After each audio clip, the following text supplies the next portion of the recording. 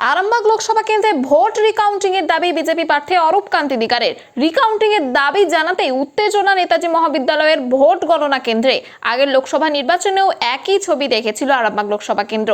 এই বিষয়ে কি জানাচ্ছেন বিজেপি প্রার্থী অরূপ কান্তি দিগার, তার কাছ থেকে শুনবো বিস্তারিত। 24 আওয়ার্স আরামবাগের রিপোর্ট। 6308 ভোটে হেরেছি, একটু কম আছে, একটু কিছু কিছু জায়গায় একটু লেন্দি হয়েছে ভোটটা গণনা করতে, রিকাউন্টার চেয়েছি আর কি। রিকাউন্টিং চেয়েছেন, কী কারণে রিকাউন্টিং আপনার দাবি? একটু লেন্দি হয়েছিল বা একটু অনেক দেরি হয়েছিল, ঠিক আছে, আর বাকি হয় ভালো আর কি। চেষ্টা করছিলাম যে চেষ্টা চেয়েছিলাম আর কি। রিকাউন্টিং তৃণমূল সমস্যা আপনাদেরকে কি মারধর করা হচ্ছিল? মাত্র আমাদের সিকিউরিটি ছিলেন, হয়তো কাছে যেতে পারেনি, কিন্তু ধরা হয়েছে না। আপনার কি মনে হয় তৃণমূলেরা নেতা কর্মীরা সমর্থকরা আপনার আক্রান্ত হেনস্থা হতে পারেন?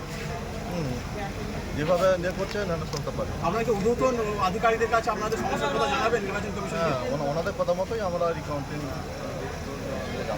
আরামবাগ লোকসভার প্রার্থীর আগের বারে যে প্রার্থী তিনিও কিন্তু রিকাউন্টিং এর দাবি করেছিলেন, সেই রিকাউন্টিং এর দাবি করার পর সেই কেস এখনো কিন্তু মেটেনি। 3টে বা আরও বেশি ইভিএম এখনো নির্বাচন কমিশনের বাক্সবন্দি, এখনো কিন্তু তার সমাধান হয়নি।